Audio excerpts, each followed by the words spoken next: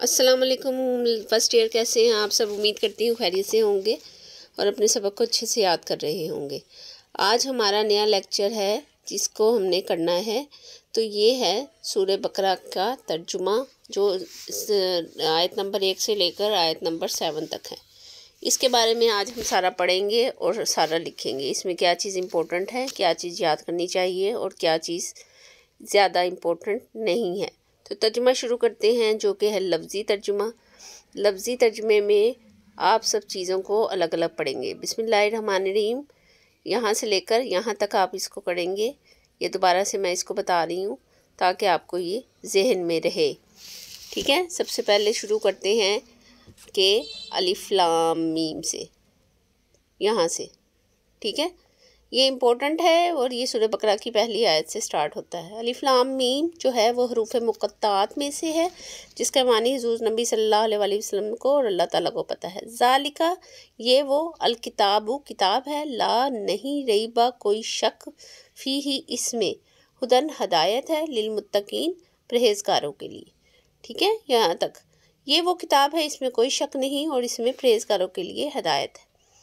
ठीक है, ये पहली आयत हो गई। अल्लज़ीना यहाँ तक, अल्लज़ीना वो लोग, युमिनूना वो ईमान लाए, बिलगैबी साथ गैब के, वा युकीमूना और वो यकीन रखते हैं, कायम करते हैं, सलातुन नमाज को, वा और मिम्मा जो कुछ हमने, रज़क़नाहुम हमने उनको रिज़्क़ दिया है, युनफिकून वो खर्च करते हैं। ठीक है, ये वो लोग हैं जो गैब के साथ ईमान लाते हैं, ईमान रखते हैं और नमाज कायम करते हैं, जो कुछ हमने उन्हें रिज़्क़ दिया वो खर्च करते हैं। यहाँ तक ठीक है। वल्लज़ीना और जो लोग, युमिनूना वो ईमान लाए, बिमा साथ उस चीज़ के, उन ज़िला जो उतारी गई, अलैका आपकी तरफ, यानी नबी सल्लल्लाहु अलैहि वसल्लम की तरफ, वमा और जो कुछ, उन ज़िला उतारा गया, मिन कबली मिन से, कबली का आपसे पहले नबियों पर। ठीक है, वबिल आखिरती और साथ आखिरत के, हम वो युकिनूना यकीन रखते हैं, वो लोग जो ईमान लाए और जो आपकी तरफ उतारा गया है और जो आपसे पहले रसूलों पर उतारी गई हैं किताबें, उनके बारे में बात हो रही है। आप यानी नबी सल्लल्लाहु अलैहि वसल्लम की तरफ और आपसे पहले रसूलों की तरफ जो किताबें उतारी गई हैं उन पर ईमान लाते हैं। ठीक है, ये वो लोग हैं। और बिल आखिरत हम युकिनून और वो आखिरत के साथ यकीन रखते हैं। उलाई का यही वो लोग हैं, अला पर, उदन हदायत पर, मिन से रब्बिहिम अपने रब की तरफ से, वा और उलाई का यही वो लोग हैं, हम वो अलमुफलिहून फलाह पाने वाले हैं। ठीक है, ये वाली आयत, यही वो लोग हैं जो हदायत पर हैं अपने रब की तरफ से और यही वो लोग हैं जो फलाह पाने वाले हैं। आगे है, इन बेशक अल्लज़ीना जो लोग, वो लोग, कफरू जिन्होंने कुफर किया, सवाउन बराबर है, अलैहिम उन पर, आ अंज़रतहुम आप उन्हें डराएं, अम या लम नहीं तुनज़िरहुम आप उन्हें डराएं, ला युमिनून वो ईमान नहीं लाएंगे। मुश्रिकों के बारे में बात हो रही है। बेशक जिन्होंने कुफर किया उनके लिए बराबर है कि आप उन्हें डराएं या आप उन्हें ना डराएं। ठीक है, वो ईमान नहीं लाएंगे। ख़ातमा मोहर लगा दी, अल्लाहु, ख़ातमा का मतलब होता है मोहर लगा देना। ठीक है, ख़ातमा अल्लाहु मोहर लगा दी अल्लाह ने, अला कुलूबिहिम उनके दिलों पर, वाला समइहिम और उनके कानों पर।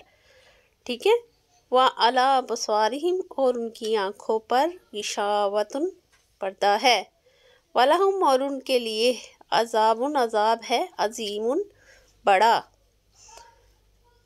अल्लाह ताला ने मोहर लगा दी है उनके दिलों पर, उनके कानों पर, उनकी आंखों पर पर्दा है और उनके लिए बड़ा अज़ाब है। ये लास्ट वाली जो आयत है ये इम्पोर्टेंट है। ठीक है, यहाँ तक हमारा कंप्लीट हुआ बाब मुहावरा और लफ्ज़ी तर्जुमा। अब हम करेंगे इसकी एक्सरसाइज में देख लेते हैं हमारे पास क्या इम्पोर्टेंट है और क्या चीज़ें हमने उसमें देख लेनी हैं जो बार बार आई हैं। ये जो कुरानी अल्फाज मायनी हैं, ये जो यहाँ दिए हुए हैं, इसमें से अक्सर आ जाता होता है और ये वही हैं जो आयात के अंदर हैं। पहले हम यहाँ देख लेते हैं। यहाँ लिखा है वजह तस्मिया, बस मंजर, मरकज़ी ख्याल, मज़ामीन, इल्मी और अमली नुकात, आयत नंबर 1 से 7 तक।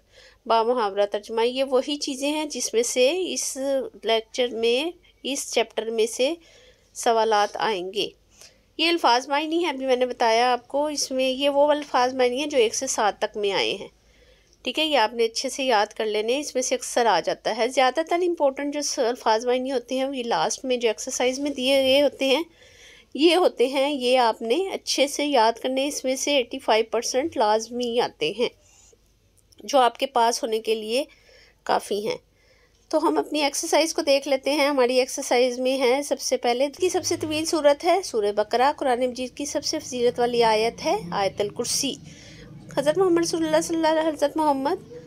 हज़रत उमर रज़ियल्लाहु तआला अन्हु ने सूरह बकरा सीखी 12 साल में। आयतल कुर्सी में हिस्सा है सूरह बकरा का। आयतल कुर्सी हिस्सा अरबी ज़बान में। बकरा का मायनी गाय के हैं। हदीस नबी सल्लल्लाहु अलैहि वसल्लम के मुताबिक शैतान इस घर में दाखिल नहीं होता जिस घर में तलावत की जाए सूरह बकरा की। आगे है सूरह बकरा को करार दिया गया है कुरान मजीद का दिल और कुरान मजीद की चोटी। सूरह बकरा का मरकज़ी मज़मून है हदायत। सूरह बकरा इंसानों की किस्म बताई गई है। और आगे है मदीना मुनव्वरा के आसपास बड़ी तादाद में आबाद थे यहूदी। हज़रत इब्राहीम अलैहिस्सलाम को अपना रूहानी पेशवा मानते हैं ये सब, यानी यहूदी, नसारा, मुशरिकीन मक्का, ये सब। अल्लाह ताला और नबी करीम सल्लल्लाहु अलैहि वसल्लम के ख़िलाफ़ जंग से ताबीर किया गया है सूद को। ठीक है, ईमान का इजहार होता है आमाल से। मसाइब और तकालीफ में अल्लाह ताला की मदद तलब करनी चाहिए सब्र नमाज के ज़रिए से। ठीक है, और आगे है सूद का अंजाम है मुफलसी।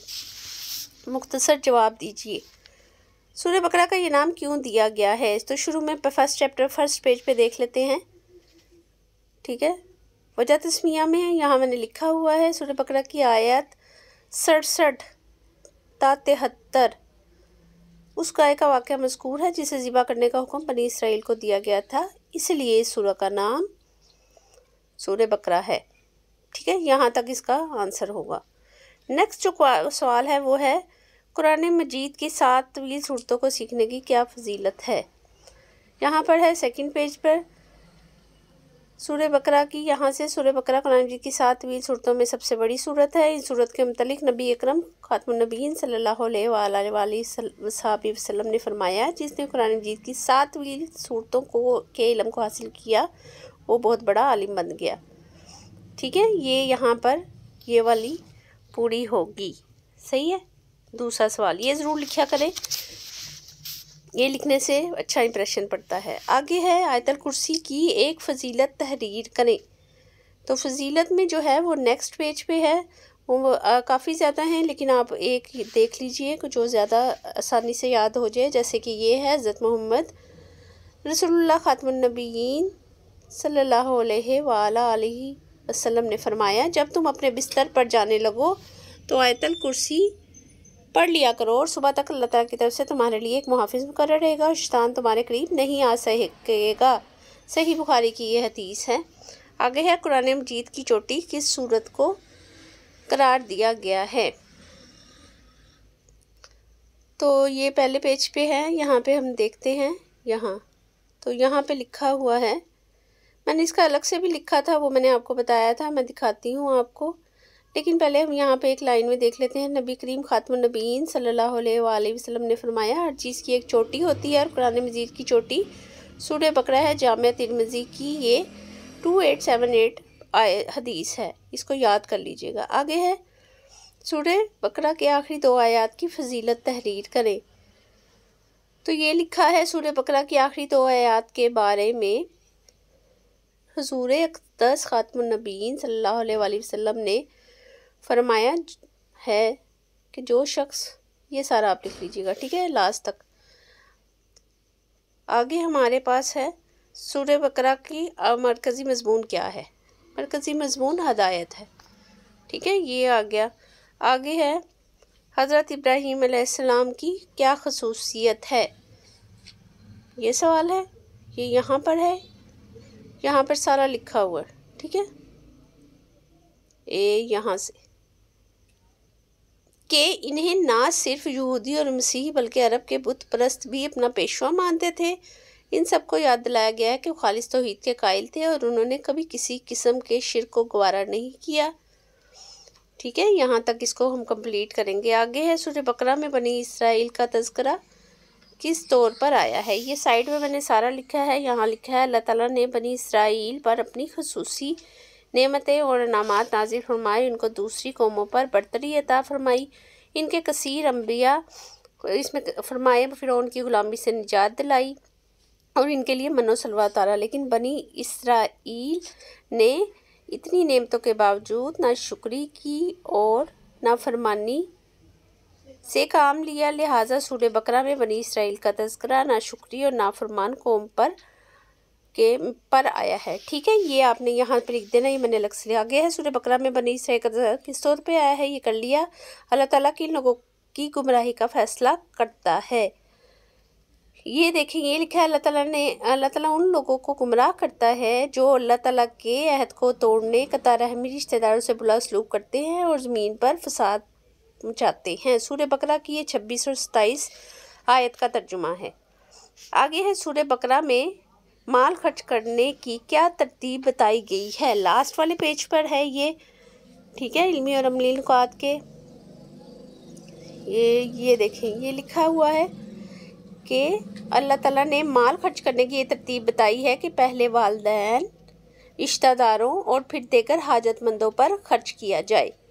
ठीक है, सूरह बकरा की ये आयत है का तर्जुमा है। ठीक है, ये आप देख लीजिएगा। आगे हम नेक्स्ट देख लेते हैं हमारे पास क्या है। हमारे पास है सूरह बकरा का तारुफ तहरीर करें। ये पहले ही मैं आपको बता देती हूँ कि ये इम्पोर्टेंट होता है।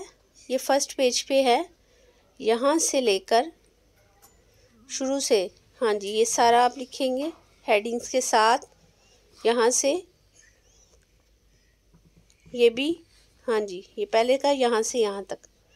ठीक है, अभी हम देख लेते हैं, ये शॉर्ट भी हो सकता है लेकिन पहले देख लेते हैं। सूरह बकरा के फ़ज़ाइल और खुसूसियात बयान कीजिए। अच्छा, ये जो अभी मैंने आपको फर्स्ट वाला बताया है ना, ये शुरू से लेकर यहाँ तक होगा। ठीक है, ये शॉर्ट कर लें आप। और ये दूसरे वाला है, यहाँ से लेकर ये लास्ट तक। ठीक है, हमने ये शॉर्ट कर दिया, जहाँ पहले मार्क किया था ना फर्स्ट वाला, वो वहाँ तक हमने इसको क्लियर कर लिया। ठीक है, लास्ट तक। आगे है सूरह बकरा के बुनियादी मज़ामीन और अहम नुकात पर रोशनी डालें। बुनियादी मज़ामीन में आ जाएंगे हम, शुरू में ही है जो लिखा हुआ। ठीक है, वहाँ पर आ जाएंगे और उसमें हम देखेंगे कि बुनियादी मज़ामीन और अहम नुकात, यहाँ से हम स्टार्ट करेंगे। ये हाँ जी, तीसरा सवाल है ये लॉन्ग वाला। यहाँ से हम यहाँ तक इसको सारा को लिख देंगे और इसमें खुलासा भी आप लिख सकते हैं जो मैंने करवाया। आगे है दर्जील कुरानी अल्फाज का तर्जुमा लिखे। युकीमूना वो कायम करते हैं, रज़क़नाहुम हमने उनको रिज़्क़ अता किया, क़य्यूमा वो सबको कायम रखने वाला, ला युहीतूना वो अहाता नहीं कर सकते। ठीक है, गिशावतुन पर्दा, मलाइकतुन फरिश्ते, ला तुआखिज़ना तो हमारी गिरफ्त ना कर, इन नसीना अगर हम भूल जाएं। ये मैंने साथ भी लिख दिया, अगर आपको मुश्किल हो तो यहाँ से कर लीजिए। आगे है दर्जील कुरानी आयत का बामुहावरा तर्जुमा करें। ज़ालिकल किताबु ला रैब फ़ीहि हुदल लिलमुत्तकीन, ये वो किताब है इसमें कोई शक नहीं, हिदायत मुत्तकीन परहेज़गारों के लिए। आगे है उलाइका अला हुदम मिन रब्बिहिम व उलाइका हुमुल मुफ़लिहून, यही वो लोग हैं जो अपने रब की तरफ से हिदायत पर हैं और यही वो लोग हैं जो फलाह पाने वाले हैं। ख़ातमल्लाहु अला क़ुलूबिहिम व अला समहिम, अल्लाह ताला ने उनके दिलों पर, उनके कानों पर मोहर लगा दी है। व अला अब्सारिहिम गिशावतुन, और उनकी आंखों पर पर्दा है। वालाहुम अज़ाबुन अज़ीम, और उनके लिए बड़ा अज़ाब है। आगे है हाँ जी, यहाँ तक। आगे है अल्लाहु ला इलाहा इल्ला हुवा, अल्लाह ताला कोई माबूद नहीं उसका, वो अल हय्युल क़य्यूम जिंदा और कायम रहने वाला है। यहाँ तक है। आगे है ला ताख़ुज़ुहु सिनतुन वला नौम, ना उसको ऊँघ आती है और ना ही नींद। लहू मा फ़िस समावाति व मा फ़िल अर्ज़, और उसी के लिए है जो कुछ आसमानों में है और जो कुछ ज़मीनों में है।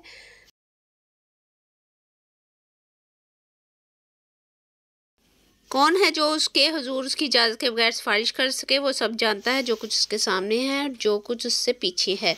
और आगे जो है वला युहीतूना है, यहाँ से वला युहीतूना बिशैइन मिनल इल्मिही इल्ला बिमा शाअ, और उसके यहाँ से है कि वो उसके इल्म में किसी चीज़ का अहाता नहीं कर सकते।